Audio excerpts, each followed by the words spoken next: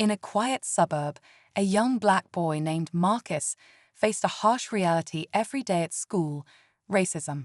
His father, James, knew the pain all too well from his own youth. Determined to protect his son, he took an extraordinary step that shocked everyone. It all started when Marcus came home, tear-streaked and silent, after another incident at school. James listened, his heart heavy with anger and sorrow. He had promised himself he'd never let his son endure what he did. That evening, James made a decision that would change everything. He picked up the phone, his voice firm as he dialed the school principal's number. What happened next was unexpected, a testament to a father's love and unwavering determination. As James confronted the school's administration, tensions rose, and a community reckoned with its own biases. The repercussions of James' actions echoed beyond their neighborhood, raising questions about justice and resilience in the face of prejudice. The next morning, James dropped Marcus off at school, his usual warm smile replaced by a determined look. He had spent the night replaying Marcus's words, every insult, every whispered slur. It wasn't just about one bad day, it was about a system that allowed this to happen. As Marcus walked inside, James stayed in his car, gripping the steering wheel, his mind racing. He wasn't sure what his next move would be, but he knew he couldn't let this slide. Later that day, James visited the school unannounced, demanding a meeting with the principal. The tension in the room was palpable as he recounted Marcus's experiences. The principal, caught off guard, promised to look into it, but James wasn't satisfied. He knew these words were often just a way to deflect responsibility. What James did next left everyone stunned, a bold move no one saw coming, and it wasn't just about Marcus anymore. As James left the principal's office, he couldn't shake the feeling that his concerns were being brushed aside. The empty promises and vague reassurances didn't sit right with him. That night, he turned to social media, sharing Marcus's story in a heartfelt post. It wasn't long before the post gained traction, drawing support from parents, teachers, and even former students who shared similar experiences. Messages of solidarity poured in, but so did the backlash. Some dismissed James as overreacting, while others claimed he was exaggerating the issue. Meanwhile, at school, Marcus felt the ripple effects of his father's actions. Some classmates offered quiet words of support, but others whispered cruel remarks, blaming him for the sudden attention. The teachers seemed uneasy, walking on eggshells as though afraid to pick a side. James realized this fight was bigger than he had imagined. It wasn't just about Marcus. It was about exposing the silent systems that allowed racism to thrive unchecked. With every step forward, the resistance grew stronger, and so did James's determination. What he planned next would take this fight to an entirely new level, one that no one could ignore. James wasn't one to back down, and the growing attention only fueled his resolve. He began reaching out to other parents in the community, organizing a meeting to share stories and brainstorm solutions. What he uncovered shocked him. Marcus wasn't alone. Several parents revealed that their children had also experienced subtle but persistent acts of racism at the school. Some were too afraid to speak out, fearing retaliation, while others had tried but were ignored. Determined to make their voices heard, James and a group of parents decided to confront the school board directly. The tension was palpable as they walked into the meeting, a room packed with officials, teachers, and a few skeptical community members. James stood up, his voice steady but filled with emotion, as he laid bare the reality of what Marcus and others were enduring. As he spoke, you could feel the room shift, some nodding in agreement, others visibly uncomfortable. But just as James began to feel a glimmer of hope, one of the board members interrupted, dismissing the accusations as isolated incidents.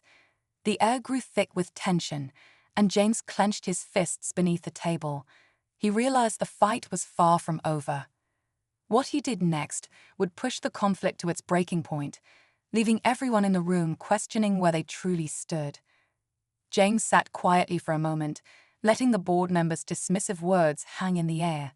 He could feel the frustration and anger bubbling inside him, but instead of lashing out, he took a deep breath.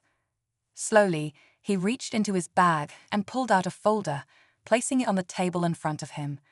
The room grew still as he opened it and revealed copies of written testimonies from parents, alongside documentation of incidents the school had failed to address. "These aren't isolated incidents," James said firmly, his voice cutting through the silence. "This is a pattern that has gone unchecked for too long." Murmurs rippled through the room as the board members exchanged uneasy glances. The tension escalated when James revealed he had taken the story to a local journalist who was already investigating racial biases in the district. The board's discomfort was now palpable. But the real twist came when another parent, who had been silent until now, stood up. She was a teacher at the school, and with a shaky voice, she admitted she had witnessed instances of racism, but had been too afraid to speak out. Her confession sent shockwaves through the room, and for the first time, James saw cracks forming in the administration's defense. The stakes had never been higher. James knew the fight was far from over, but now the truth was spilling out in ways no one could ignore. What would happen next could either shatter the system or push it to protect itself at all costs. The room fell into stunned silence as the teacher's confession hung in the air.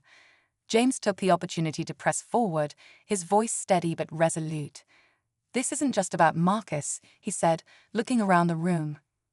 "It's about every child who has been ignored, every family dismissed. And today, that changes." The board, now visibly shaken, promised to conduct an immediate investigation, but James wasn't convinced. He had seen too many promises fade into inaction. As the meeting ended, whispers of accountability filled the room, but James had one more card to play. The local journalist he had contacted was waiting outside, armed with a camera and a list of pointed questions. When the board members exited, they were met with a barrage of inquiries, forcing them to address the issue publicly. The story broke the next day, sparking outrage and solidarity within the community. Weeks later, the investigation revealed systemic problems within the school, leading to significant policy changes and mandatory bias training for staff. Marcus's story became a symbol of resilience, and the small victory gave hope to families facing similar struggles. But just as James began to feel a sense of closure, he received a surprising email.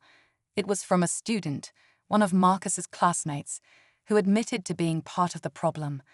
The message was heartfelt and sincere, an apology that spoke to change happening on a deeper level.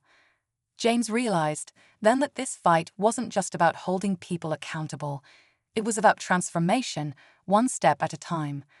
And while the journey was far from over, this moment was proof that even the smallest voices could spark something truly unbelievable. James sat at the kitchen table, reading the email again. It was a reminder of why he had fought so hard, not just for Marcus, but for change that reached beyond their family. When he shared the message with Marcus, his son smiled for the first time in weeks. "Maybe things can get better," Marcus said softly, and James nodded, feeling a renewed sense of hope. The school implemented new programs to address racism, and James became a key figure in helping shape them. Parents and students alike began to feel safer speaking up, knowing they wouldn't be ignored. Marcus, though still healing, found his voice and started advocating for others who felt silenced. As James watched his son grow stronger, he realized this wasn't just a victory for their family, but a ripple that could inspire others. Change, he thought, starts with courage, and courage can change everything.